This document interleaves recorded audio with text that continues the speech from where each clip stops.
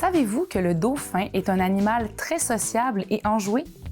En fait, après l'être humain, c'est l'animal qui a le plus gros cerveau proportionnellement à son corps. Il y a plein d'études qui démontrent que les dauphins maîtrisent plusieurs formes d'intelligence et de raisonnement complexes. Ils communiquent entre eux en s'assignant des noms, une genre de signature vocale unique à chaque individu qu'ils utilisent pour s'identifier au sein du groupe. Ils sont même capables de se reconnaître dans le miroir, signe d'une conscience de soi et d'une pensée abstraite hautement développée. C'est fou, non? Moi, ce que je trouve magnifique de ça, c'est le lien entre sociabilité et intelligence. Je ne sais pas si c'est le fait de vivre en groupe qui les rend intelligents ou si c'est parce qu'ils sont intelligents qu'ils choisissent de vivre en groupe, mais je pense que quand ça fait trop longtemps qu'on n'est pas sorti de chez soi en plein hiver, on peut se servir des dauphins comme source d'inspiration et de motivation. Et quoi de mieux pour casser la glace qu'un bon vieux jeu de société? Qu'on ait de la misère à comprendre les règles ou à accepter qu'on a perdu, les jeux de société ont fait leurs preuves quant à leur capacité à créer des nouvelles amitiés. Mais aussi, peut-être, à en briser quelques-unes, du moins momentanément.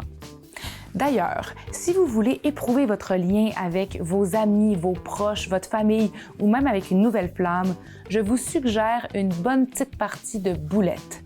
À Noël, si vous pouvez, c'est encore mieux. Après ça, si vous passez au travers, c'est signe que ces relations-là sont durables et solides. Aujourd'hui, je vous invite à vous ouvrir à quelques-uns des 1001 visages de ma communauté.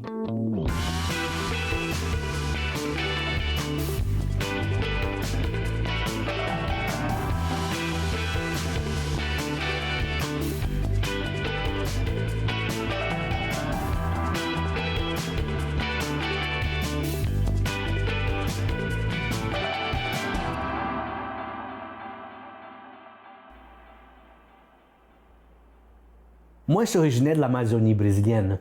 La température, c'est toujours chaude et humide. Mais les petits garçons Hamilton rêvaient toujours vivre un jour dans un pays froid. Fait que j'arrivais ici, c'était le 3 décembre. Et normalement, il fait quand même froid le 3 décembre. On sait déjà la température que nous avons ici dans notre Québec. Fait que je suis arrivé, j'étais logé dans le logement. J'ai passé 2 semaines dans ce logement sans chauffage. Mais moi, je pensais que tout le monde du Québec vivait de la même façon. Fait que j'ai passé 2 semaines que j'ai couché avec des manteaux, avec des mitaines à la main. J'ai passé grande partie de ma journée en train de me promener dans le métro de Montréal parce que c'était chauffé. Et moi, je pensais que tout le monde vivait en froid. Jusqu'à le moment que la concierge arrivait pour collecter son argent de loyer. Elle dit, Monsieur Hamilton, vous n'avez pas allumé le chauffage? J'ai dit, je sais pas comment, madame. Fait que finalement, elle a me montré comment allumer. Écoute, et la vie est belle, et je suis là depuis 25 ans ici au Québec. Mon nom, c'est Hamilton Sidad. Je suis animateur interculturel, un passionné pour la vie et pour les relations interculturelles.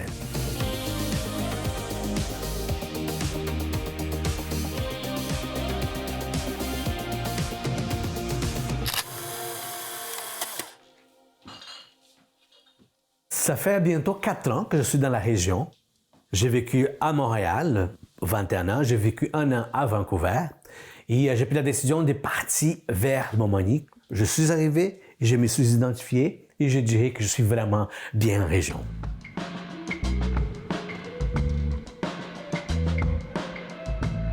Je suis un passionné pour les relations interculturelles et pour les cultures diverses. J'aime ça voyager, j'aime ça connaître des cultures différentes. Et cette mur-là, c'est un peu de mes voyages que je fais et j'apporte toujours des masques.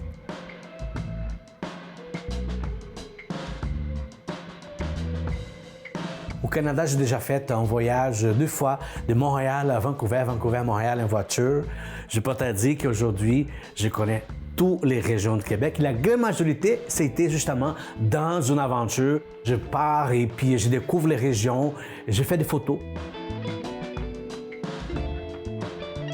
J'avais 12 ans. Mon père, il avait une poste radio au Brésil. Il faisait sa chronique tous les jours. Un jour, j'ai dit, papa, j'aimerais aussi faire la radio. il laissait le micro. Je commençais avec 12 ans à faire les émissions de radio. Après ça, j'ai fait de la télé aussi. Fait que la communication était toujours présente dans ma vie.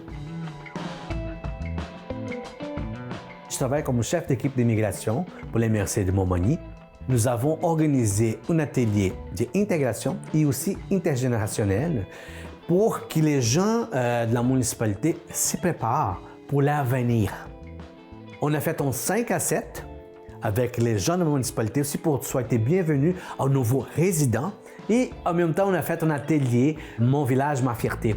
Parce que je trouve que si nous sommes fiers de notre village, nous serons plus capables de parler de notre village et attirer des gens, de nouvelles familles pour cette région.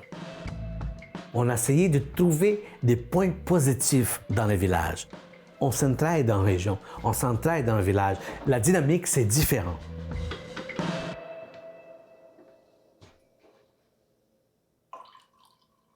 Je dirais qu'à chaque jour que je me réveille, j'essaie de me réveiller déjà avec positivisme, être positif. Et moi, je trouve que cette phrase en français, ça parle beaucoup de ma personnalité.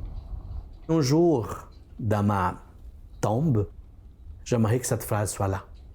Je pense que même si la vie n'est plus là, la vie continue toujours. Ou, je ne sais pas où, mais elle continue. C'était un peu de ça. Je trouve que nous vivons dans une collectivité. Et c'est important qu'on garde justement des bons contacts, qu'on garde le côté social très fort. Moi, je suis une personne très sociable et humanitaire. Si on trouve ces deux ingrédients ensemble, on peut bâtir une meilleure société. Ma recette, c'est facile. C'est un bon bonjour, un bon sourire. L'important, c'est aller vers les gens.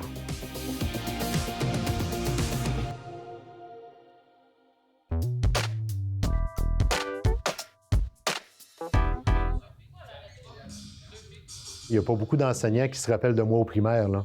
Je me démarquais pas tant que ça, je sortais pas du lot. J'étais l'élève qui avait des bonnes notes pour passer, mais qui n'allait pas faire le spectacle en avant, qui allait pas. Donc, c'est pour ça que je dis même première, secondaire, des fois, je regarde des vieux vidéos, justement, de concerts qu'on a fait ici, puis je joue de la basse, puis on me voit même pas parce que moi, je suis presque en arrière du rideau, là. Donc, c'est pour ça que je dis que, justement, là, je suis un petit peu plus gêné, puis j'aurais peut-être pu, justement, prendre plus de place quand j'étais jeune, mais j'attendais un petit peu plus que les choses viennent à moi que de prendre les devants pour que les choses se produisent. À 12 ans, c'est là que je suis allé à une soirée d'information sur le programme des cadets. Puis, suite à ça, j'ai dit à mes parents, j'aimerais ça essayer. Finalement, après 7 ans, j'ai terminé comme cadet commandant. C'était moi là, qui était le plus haut gradé au corps de cadet ici à Montmagny. J'ai eu la chance de commander 2 camps d'été dans les dernières années. J'avais 1600 cadets sous ma charge. Un beau groupe là, à m'occuper là, durant l'été. Ce qui est intéressant, c'est de voir que ce que moi j'ai fait, ce que j'ai appris pendant les 27 ans que j'ai été là-dedans, je suis capable de le redonner aux autres, là. Je suis Christian Collin de Saint-Pierre-de-la-Rivière-du-Sud. C'est moi qui m'occupe de la technique de scène ici à l'école secondaire Louis-Jacques Cazot. J'ai des implications à l'extérieur au niveau du Club Optimiste de Montmagny, puis de la municipalité de Saint-Pierre où je suis conseiller municipal.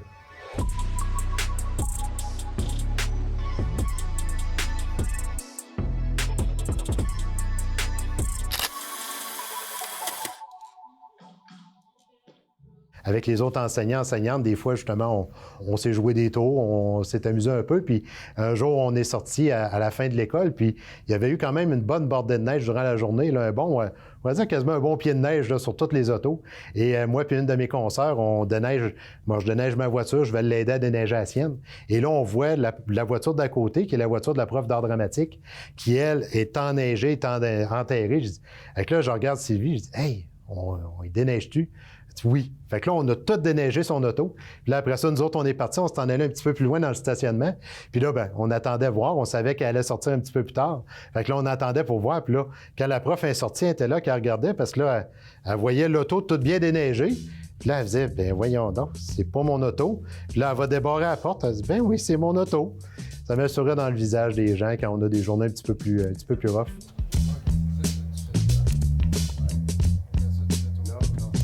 Moi, j'enseigne les sciences. J'ai longtemps enseigné la musique. Puis, depuis quelques années, j'oserais dire facilement une vingtaine d'années presque, que là, ben, je vais donner un coup de main aussi quand on fait les spectacles.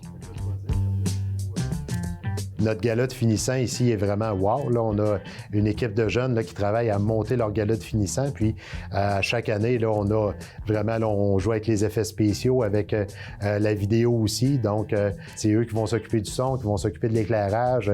Puis souvent, c'est des élèves qui n'ont peut-être pas eu tout le temps la vie facile au niveau scolaire. Eux autres, ils trouvent ça valorisant, justement, de monter des grosses scènes comme ça, là. On a une devise, nous autres, au niveau du programme des cadets, c'est Illuminate Viam, c'est illumine la voie. Donc, moi, c'est quelque chose que j'aime bien parce que, oui, je suis capable de faire plein de choses par moi-même, mais des fois, c'est le fun, justement, d'arriver puis de montrer aux jeunes, bien, regardez, voici comment ça fonctionne. C'est ton show. Fait que vas-y, tu fais ton show, puis même des fois, je vais leur dire, regarde, fais-en plus, là, tu sais, danse plus, déplace-toi plus, là, aie pas de gêne, là, vas-y, là.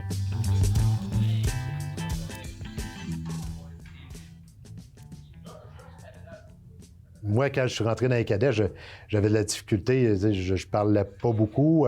Je me confondais entre la peinture et le mur. Donc, après 3-4 ans, bien là, il y a des gens qui m'ont dit, bien regarde, on a besoin de toi pour aller en avant, pour t'occuper d'un groupe.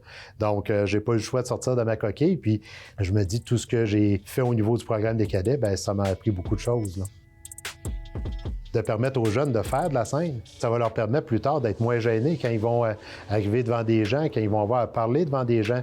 Quand des fois, ils vont avoir des embûches, bien, ils vont se rappeler, ils disent « Hey, c'est vrai, ça m'est déjà arrivé sur scène que le micro ne marchait pas ou ma guitare s'est désaccordée ou des choses comme ça. » Fait que c'est ça qui va faire que plus tard, ils vont dire « Ah non, c'est pas grave, on va continuer, on va avancer. » Puis ça va leur donner justement des belles expériences qu'ils vont pouvoir se rappeler puis qui vont être très enrichissantes pour eux, là. Je dirais quelqu'un qui, justement, veut s'impliquer comme ça, n'a pas le choix d'être social. Puis quelqu'un pourrait être sur la scène. Si la personne fait tout pour lui-même, ça ne donnera pas un bon spectacle. Le bon spectacle va commencer quand la personne va faire un lien avec les gens qui sont dans la salle. Puis ça permet justement de les rendre, on va dire, un peu plus sociables à ce niveau-là.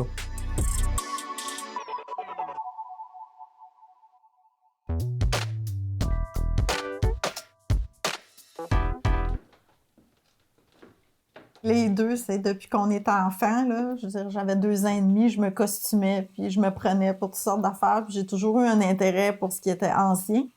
L'imaginaire de mon enfance, c'est ça. C'est jouer à des personnages, c'est les costumes. Moi, je voulais pousser plus loin au niveau historique. Fait qu'on a décidé de fonder la Société d'histoire de Mémorial en 2001.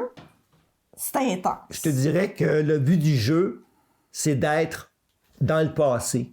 C'est d'expérimenter un voyage dans le temps. C'est pas de se costumer pour aller faire une sortie sociale. C'est vraiment comme, OK, je veux savoir, moi, vivre en 1750, qu'est-ce que c'était?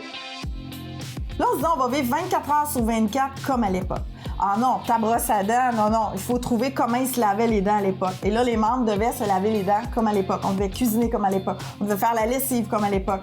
On n'avait pas de choses cachées, modernes dans nos bagages. Puis là, c'est là que ça devient très déstabilisant parce que quand c'est fini au bout de 10 jours, puis tu reviens dans ta vie moderne, tu vis le même décalage que d'habitude tu vis quand tu arrives en reconstitution. Là, au lieu que ça soit ton corset qui te dérange un peu, là, c'est ta brassière moderne que, mon Dieu, qu'est-ce que je fais avec ça? Ce qui m'a fait capoter, ça a été quand je me suis lavé les dents avec la pâte à dents au lieu d'utiliser les opiats de l'époque. J'ai dit, mais ça brûle, ça goûte fort. Fait que, tu sais, c'est spécial. Parce que là, c'était ma propre époque qui m'amenait à une sorte d'épaysement puis de choc temporel, là, tu sais. Je suis Jean Mérette et j'ai décidé d'accompagner ma conjointe dans cette nouvelle aventure dans Port-Neuf. Je suis fonctionnaire dans la vie de tous les jours et j'ai une grosse passion sur l'histoire et les vêtements historiques. Moi, c'est Evelyne Bouchard. J'ai travaillé pendant une 20aine d'années dans le milieu muséal québécois. Je suis maintenant devenue une fonctionnaire, moi aussi. Et étant donné que je ne peux pas vivre de ma passion, ben je la vis autrement, dans l'intimité, dans ma maison, avec mon petit mari.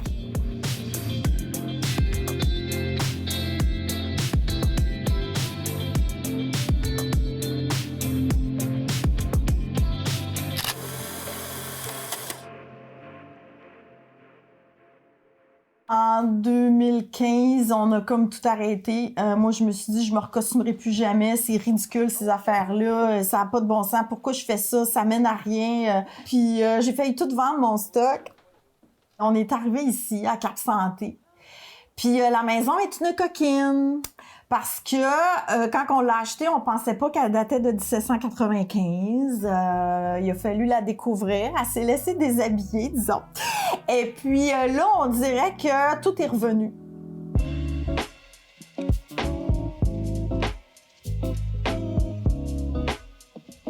Maintenant, on est à la maison et on reçoit de la visite historique.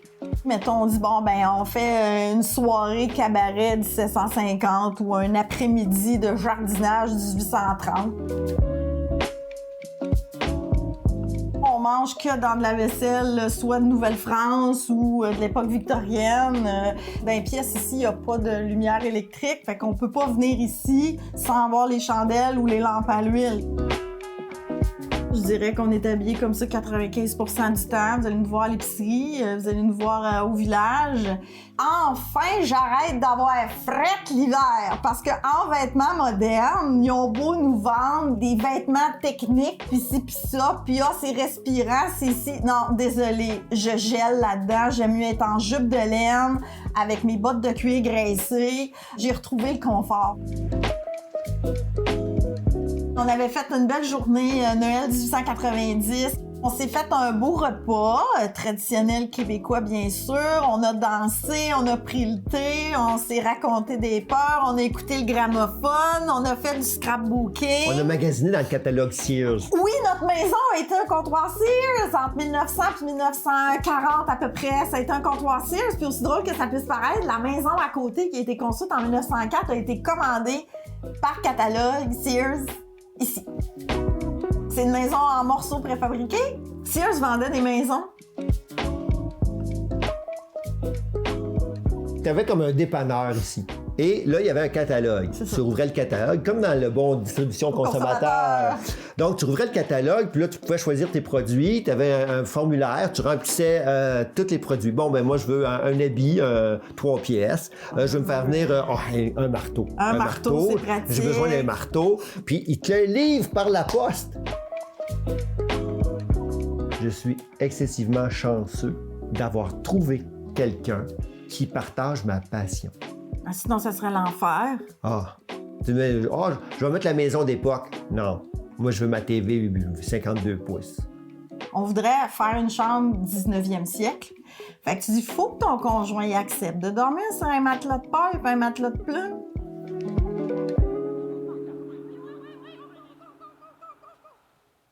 Tu sais, dans le fond, ce que le monde pense de qu'est-ce qu'on fait, on le sait pas. Il y en a sûrement qui me trouvent bien bizarre, il y en a d'autres qui trouvent ça bien le fun. Quand je m'habillais comme ça, puis que j'étais à Montréal, j'ai arrêté de m'habiller comme ça parce que j'étais tannée de me faire des répliques, de me faire des regards désobligeants, des gens qui pouffent de rire. Puis quand j'ai décidé de me rhabiller comme ça, ici, dans Port-Neuf, les gens, oui, sont curieux, ils peuvent être surpris, mais je dirais que l'émotion est toujours positive. Il n'y a personne qui rit de moi, il n'y a personne qui me dévisage. C'est tellement... On serait porté à dire, oui, mais Montréal, c'est une grosse ville, une non-vue d'autres, hein, campagne. Ben non, désolée. Ma gang en campagne, je me suis jamais sentie aussi bien accueillie comme je suis. Jean puis moi, en plus, on est deux autistes Asperger, fait qu'on est un peu bizarre des fois dans nos agissements. Mais ici, c'est une grosse bulle d'acceptation comme on est. Puis je dirais qu'à rigueur, je pense que si j'arrive en jeans t-shirt au village, ils vont me dire « Hey, Evelyne, qu'est-ce que tu fais habillée de même? »